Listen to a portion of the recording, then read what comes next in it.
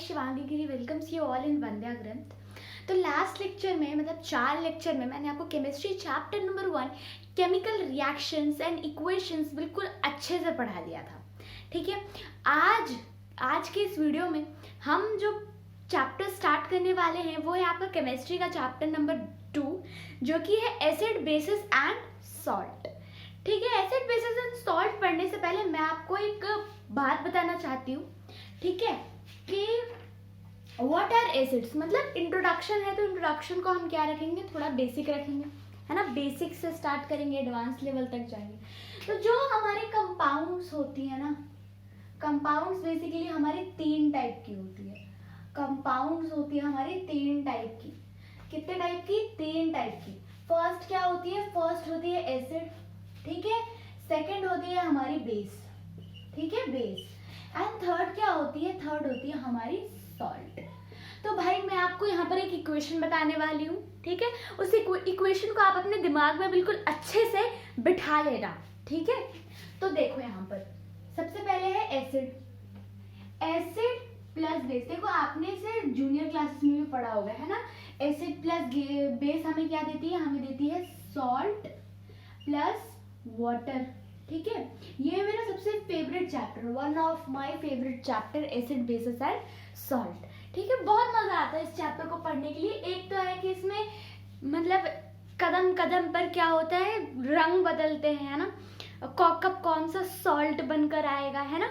तो इस चैप्टर को पढ़ने में बहुत मजा आता है, ठीक है।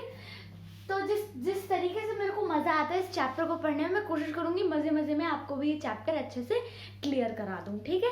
तो आपको इस इक्वेशन को बिल्कुल अच्छे से याद करके रखना है, ठीक है, कि एसिड प्लस बेस हमें क्या देती है? हमें देती है सॉल्ट प्लस वाटर। ये इक्वेशन याद रखना। अब देखो बच्चा, एसिड क्या होते हैं। अब आपने एसिड वर्ड किससे आया है? एसिड एक लैटिन वर्ड से डिराइव किया गया है। कौन सा लैटिन वर्ड? एसिडस। इससे क्या किया गया है?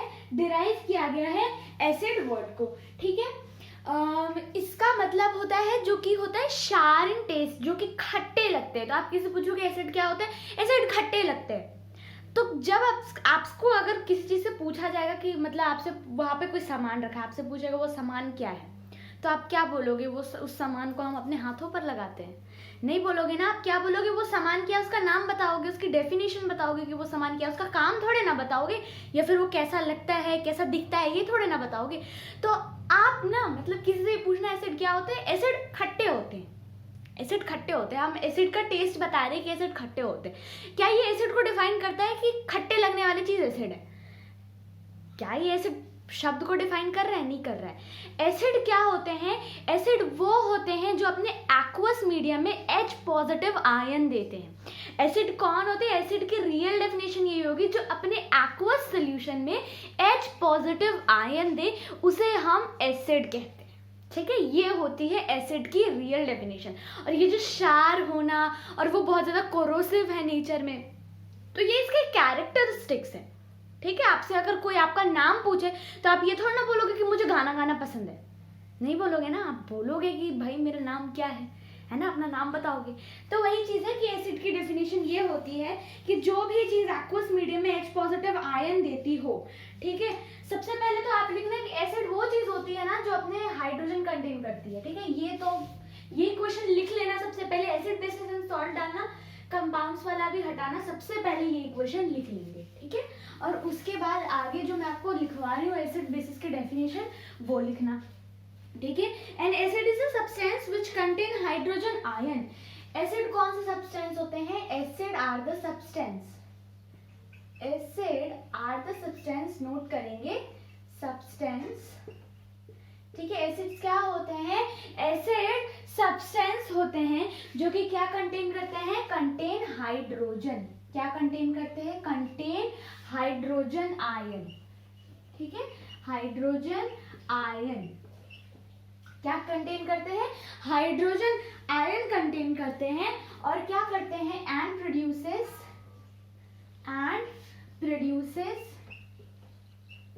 H पॉजिटिव आयन इन aqueous मीडियम, ठीक है। क्या करेंगे? एक्वस मीडियम में कौन सी आयन प्रोड्यूस करेंगे? H पॉजिटिव आयन प्रोड्यूस करेंगे। तो ये तो बात रही एसिड की कि एसिड क्या हाइड्रोजन आयन कंटेन करते हैं और क्या करते हैं, H पॉजिटिव आयन अपने एक्वस मीडियम में क्या देते हैं, प्रोड्यूस करते हैं। तो उसे हम क्या कहते हैं, उसे हम कहते हैं एसिड। तो बेस क्या हुआ, बेस वो सब्सटेंस होते हैं कि जब हम उसे पानी में डिसॉल्व करते हैं तो वो हाइड्रोक्साइड यानी कि -OH नेगेटिव आयन को क्या करेंगे, वो प्रोड्यूस करेंगे। ठीक है, बेसिस आर द सब्सटेंस, नहीं समझोगे पता है मुझे, bases are the substance, bases are the substance which produce which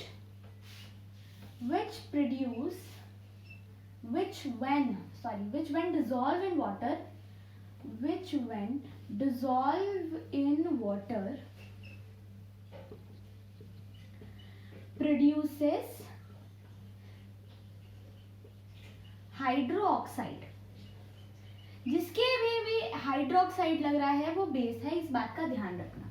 ठीक है, हाइड्रोक्साइड को -OH लिखते हैं, ठीक है, नेगेटिव OH। ठीक है, बस बेसिस की डेफिनेशन ये होती है। क्या होती है, बेसिस वो सब्सटेंस होते हैं कि जब हम उसे पानी में डिसॉल्व करते हैं तो वो हमें क्या देंगे, वो हमें हाइड्रोक्साइड देंगे। हाइड्रोक्साइड -OH नेगेटिव देंगे हम उसे क्या कहेंगे, उसे हम बेस कहेंगे। ठीक है, तो अब भाई अब हम बात करेंगे इसकी कैरेक्टरिस्टिक्स के बारे में। ये क्या थी, ये तो भैया थी इसकी डेफिनेशन कि एक्चुअली में एसिड और बेसिस क्या होती हैं। अब ना जब मैंने अपना नाम बता दिया आपको तो उसके बाद मैं बताऊंगी कि मेरी हॉबीज क्या है। तो वही कैरेक्टरिस्टिक्स है इनके चरित्र के बारे में हम बात करेंगे कि ये बेसिकली क्या दिखाते हैं चीज़, जिससे हम क्लासीफाई करें कि क्या ऐसे, कौन एसिड है कौन बेस है। ठीक है, तो एसिड के बारे में एक चीज आपने सुना होगा कि एसिड क्या है, एसिड आर शार इन टेस्ट, दे आर शार इन टेस्ट, खट्टे होते हैं। शार का मतलब होता है खट्टे। ठीक है, अब भाई सॉल्ट के बारे में क्यों नहीं बात कर रहे हैं, सॉल्ट एक कंपाउंड है, ऐसा नहीं इसकी इज्जत नहीं, इसकी तो सबसे ज्यादा इज्जत है क्योंकि एसिड और बेस मिलकर सॉल्ट ही बनाते हैं। तो सॉल्ट के तो बारे में पढ़ेंगे। सॉल्ट एक्चुअली में पता है क्या होता है, एसिड भी खतरनाक होता है, बेस भी खतरनाक होता है, और सॉल्ट है ना वो हम उसे कंज्यूम करते हैं, और वो जो सॉल्ट है ना वो एसिड और बेस से ही बनके मिलता है हमें। कैसे मिलता है, एसिड और बेस को ही मिला के बनता है, हमें मिलता है।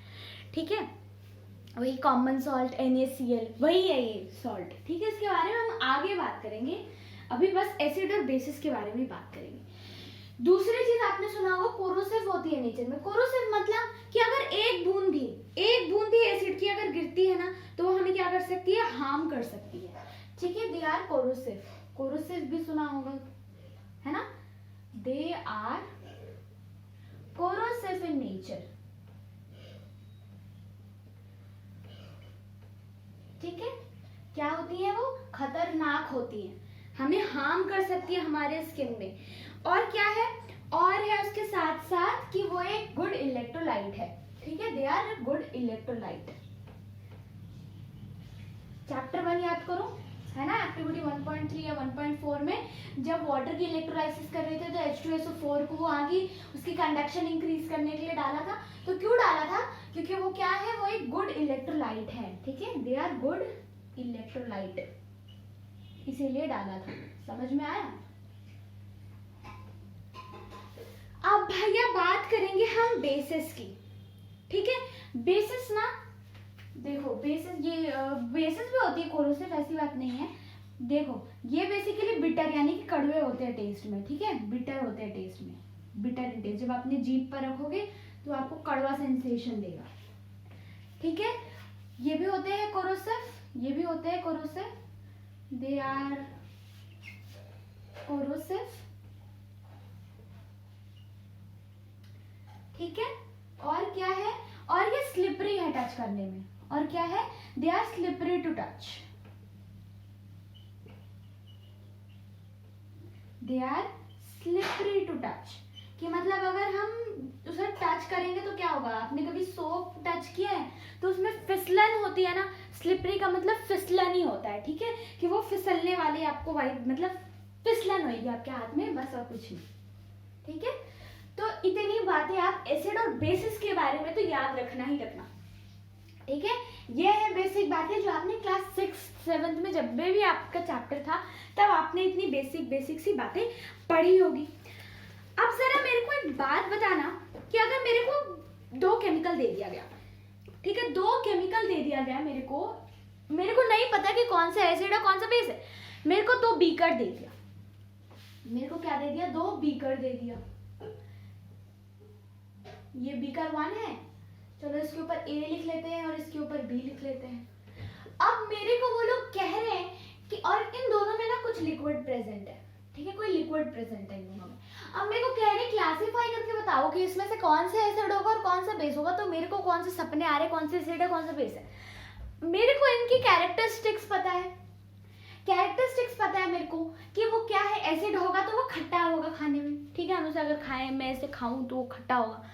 केमिस्ट्री में ना हमें ऐसे ऐसे केमिकल से डील करना होता है जो हम अपने हाथ पर रखें तो हाथ जला दे, और यहाँ तो बात हो रही है कि हम अंदर उसे खाएं, उसे हम टेस्ट करें, ठीक है, तो हम टेस्ट तो नहीं कर सकते हैं, तो इस चीज़ को रिजेक्ट करो। अब भैया कोरोसिव तो हम क्या करेंगे, कोरोसिव है तो हम चेक करेंगे कोरोसिव है या नहीं, हम अपने हाथ पे रखेंगे उसको, नहीं। तो हम टेस्ट कैसे कर, मतलब हमें पता कैसे चलेगा कि हम क्या है, ये एसिड है या बेस है, पता कैसे चलेगा हमें, खा टेस्ट तो हम कर नहीं सकते, तो हमें पता कैसे चलेगा, तो मैं बताऊं कैसे पता चलेगा। एक वर्ड आता है हमारे यहाँ पर, एक चीज उठकर आती है, इंडिकेटर। इंडिकेटर क्या होते हैं, इंडिकेटर शब्द में, इंडिकेटर में एक शब्द छुपा हुआ है, इंडिकेट।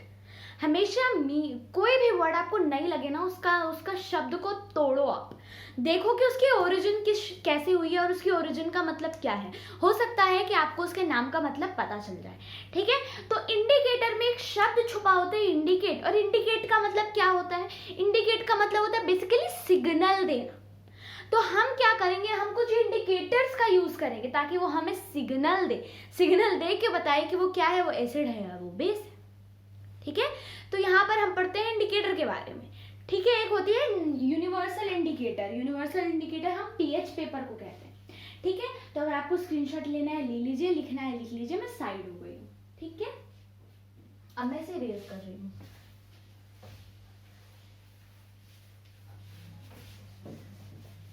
अरे यार बीकर नहीं बताना था, छोड़ कोई नहीं। ये दोबारा से बनाएंगे अभी हम बीकर, ठीक है। तो इंडिकेटर वाला टॉपिक अभी हम अपना स्टार्ट करेंगे कि इंडिकेटर क्या होती है।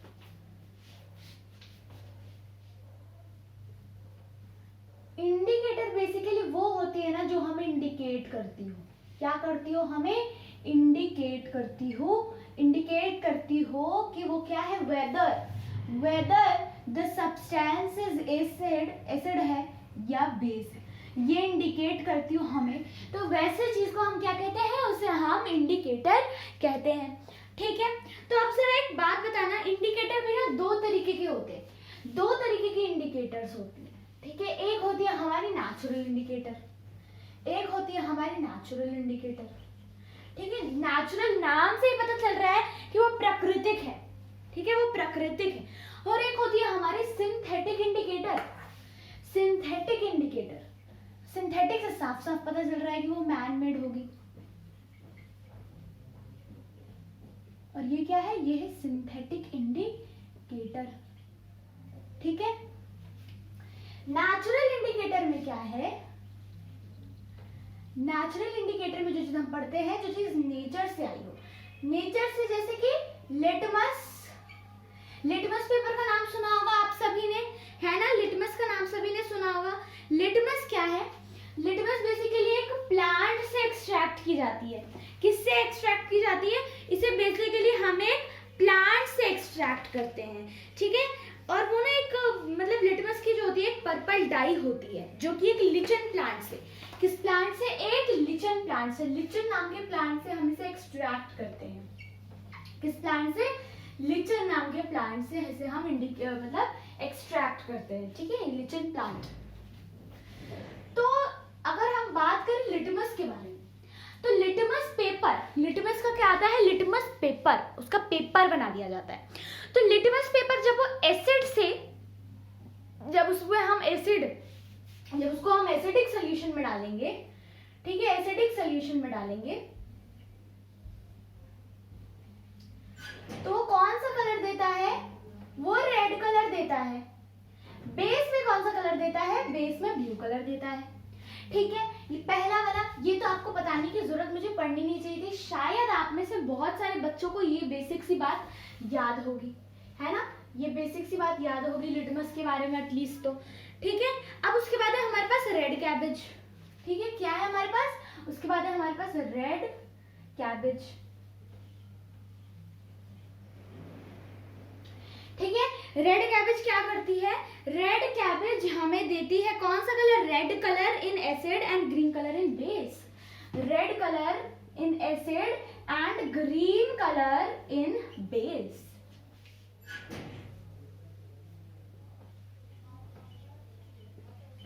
रेड कलर देती है एसिड में और ग्रीन कलर देती है जिसमें, बेस के अंदर। आई बात समझ।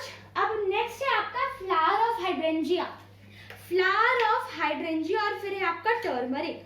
तो जो आपकी फ्लावर ऑफ हाइड्रेंजिया होती है ना,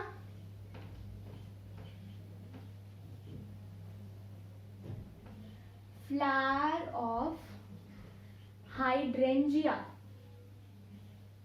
ठीक है, फ्लावर ऑफ हाइड्रेंजिया, हाइड्रेंजिया एक प्लांट का नाम है। ठीक है, उसकी जो फ्लावर होती है ना वो आपको ब्लू कलर देती है, कब, जब वो एसिड में होती है। ब्लू कलर देती है आपको जब वो एसिड में होती है, और पिंक कलर देती है जब वो बेस में होती है। पिंक कलर देती है वो बेस में होती है जब। ठीक है, नेक्स्ट आपका जो है वो है टर्मरिक, एंड टर्मरिक के बारे में भी आई होप सो कि आपको अच्छे से मालूम होगी, है ना, टर्मरिक के बारे में।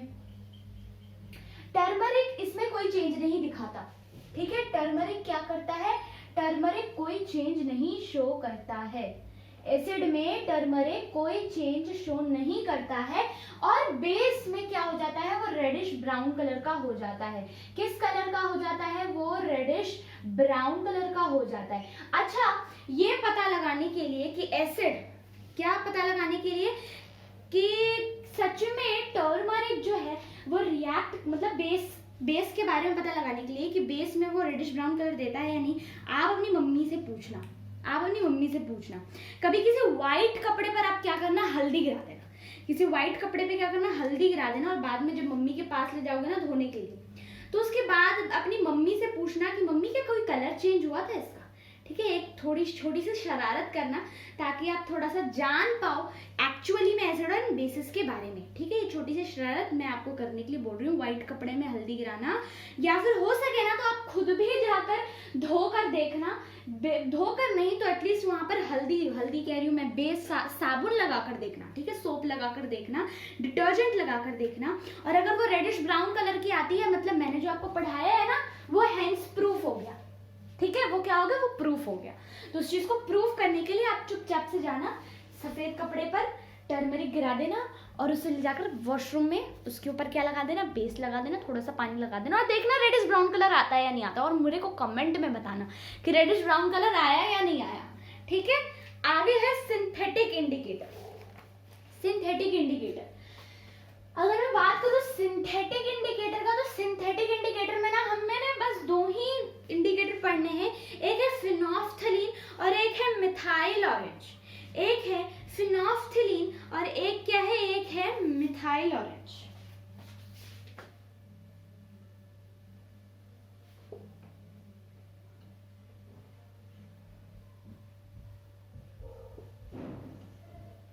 फिनोफ्थलीन को ना बच्चा हम इसे पीएच भी कहते हैं। ठीक है, उसकी स्पेलिंग बहुत लंबी है, फिनोफ्थलीन, और दूसरी है मिथाइल ऑरेंज। क्या है, मिथाइल ऑरेंज। ठीक है, तो इसके पहले ओरिजिनल कलर, मैं यहाँ पर OR लिख रही हूँ, OR लिखने का मतलब है ओरिजिनल कलर। ठीक है, ओरिजिनल कलर, यहाँ ये है एसिड मीडियम में इसका कौन सा कलर होगा, और यहाँ पर बेस मीडियम में इसका कौन सा कलर होगा। ठीक है, OR यानी कि ओरिजिनल कलर, OR नहीं लिखती हूँ मैं, OC लिख देती हूँ, ओरिजिनल कलर। ठीक है, तो सबसे पहले फिनोफ्थलीन की ओरिजिनल कलर ही नहीं होती है। ठीक है, ओरिजिनलिटी में इसकी कोई कलर नहीं होती है। ये कैसा होता है, ये होता है कलरलेस, ये होता है कलरलेस।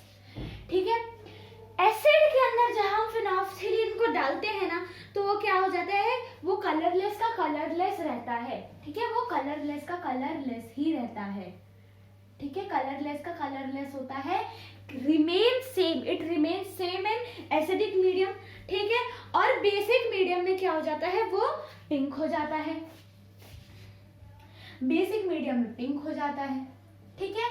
अगर मैं बात करूं आपको मिथाइल ऑरेंज की, तो उसकी ओरिजिनल कलर ऑरेंज होगी, है, नाम से ही पता चल जाता है। एसिडिक मीडियम में हो जाती है ये रेड कलर की, एसिडिक मीडियम में किस कलर की हो जाती है, एसिडिक मीडियम में हो जाती है रेड कलर की। एंड बेसिक मीडियम में इसे हम क्या देते हैं, येलो कलर का हो जाता है। ये बेसिक मीडियम में कौन से कलर का हो जाता है, येलो कलर का। कौन से कलर का, येलो कलर का। अब आप बोलोगे मैम आपने इतना तो करा दिया, अब इसे हम याद कैसे करें, तो भाई यही तो मजा है, यही तो मजा है, इसे याद कर लो, ठीक है। ये जैसे मैंने आपको बनवाया है ना ये टेबल, एज इट इज इसे याद कर लो, बस काम खत्म आपका यहीं पर, ठीक है, यहीं पर काम खत्म। अब देखो ये तो है इंडिकेटर, नेचुरल सिंथेटिक। एक ना ओल्ड फैक्ट्री इंडिकेटर भी आती है, जब आप अपना बायोलॉजी का चैप्टर नंबर 7 पढ़ोगे ना, तो उसमें आपको आएगा कि एक ओल्ड फैक्ट्री रिसेप्टर होती है। ओल्ड फैक्ट्री का मतलब होता है स्मेल, ठीक है, स्मेल। अब बताना, अब क्या कोई अंधा आदमी है या फिर किसी को कलर ब्लाइंडनेस है, तो वो क्या करेगा, उसे क्या हक नहीं है ये जानने का कि एसिड क्या है, बेस क्या है, और कैसे कलर वलर चेंज वेंज होता है। तो कलर तो जाहिर सी बात है नहीं देख पाएगा, है ना, कलर नहीं देख पाएगा। लेकिन जो चीज़ हम कर सकते हैं वो स्मेल से डिटेक्ट कर सकता है कि whether the substance is acidic और बेसिक, ठीक है, स्मेल से। तो ओल्ड फैक्ट्री इंडिकेटर्स, ठीक है, ओल्ड फैक्ट्री का क्या मतलब होता है, ओल्ड फैक्ट्री होते हैं स्मेल वाले, स्मेल वाले होते हैं ओल्ड फैक्ट्री, ठीक है, स्मेल वालों को हम कहते हैं old factory indicator. Old factory indicators ना 3 टाइप की होती हैं, ठीक है। पहली होती है अनियन, अनियन आपसे सवाल नहीं पूछे जाते हैं इस पे, ठीक है। अनियन होती है, वनीला एसेंस होती है, और उसके साथ साथ क्लोव ऑयल होता है, ठीक है। अनियन की कैरेक्टरिस्टिक स्मेल जो होती है ना, वो बेसिक एसिडिक मीडियम में अनियन जो है अपना स्मेल, उसका जो कैरेक्टरिस्टिक स्मेल होता है ना, मतलब वो जैसा स्मेल करता है, एसिडिक मीडियम में उसका कैरेक्टरिस्टिक स्मेल ही रहता है। मैं CS लिख रही हूँ, यानी characteristic smell. And basic medium में क्या हो जाता है, बेसिक मीडियम में कोई स्मेल ही नहीं आता, नो स्मेल, ठीक है, कोई स्मेल ही नहीं रह जाता, ठीक है। किसमें, बेसिक मीडियम में कोई स्मेल नहीं है और एसिडिक मीडियम में उसकी कैरेक्टरिस्टिक स्मेल है। Vanilla essence, vanilla essence characteristic smell रह जाती है इसकी एसिडिक मीडियम में, और नो स्मेल इसकी बेसिक मीडियम में, ठीक है, no smell in basic medium. चौथा है आपका क्लोव ऑयल। क्लोव ऑयल क्या होता है, क्लोव ऑयल, क्लोव का हिंदी होता है लौंग। लौंग का तेल क्या है, उसकी कैरेक्टरिस्टिक स्मेल रह जाती है एसिडिक मीडियम में, कैरेक्टरिस्टिक स्मेल, और बेसिक मीडियम में कोई स्मेल नहीं रहती है, ठीक है। तो बेसिकली आप देखो ना, तो तीनों के तीनों आपके लिए सेम ही है ना, कि कैरेक्टरिस्टिक स्मेल दे रहे हैं एसिडिक मीडियम में, और बेसिक मीडियम में कोई स्मेल दे ही नहीं रहे हैं, ठीक है, नो स्मेल। तो बेसिकली आज के लेक्चर का एजेंडा जो था, मेरे को आपको इतना पढ़ाना था, ठीक है, आपको मेरे को ये सब बताना था। नेक्स्ट लेक्चर से हम ना पूरा का पूरा चैप्टर पढ़ने की कोशिश करेंगे। आज इंट्रोडक्शन था, जो इंट्रोडक्शन में इंडिकेटर बताया और एसिड बेस के बारे में मैंने आपको बताया कि एसिड बेस एक्चुअली में क्या होती है, इंडिकेटर्स क्या होते हैं, ठीक है। मेरा एजेंडा आज का कंप्लीट हो गया है। मिलेंगे नेक्स्ट वीडियो में, और नेक्स्ट वीडियो में ना हम एसिड एंड बेस की अच्छे से गो थ्रू करेंगे एसिड बेस को, ठीक है। Thank you.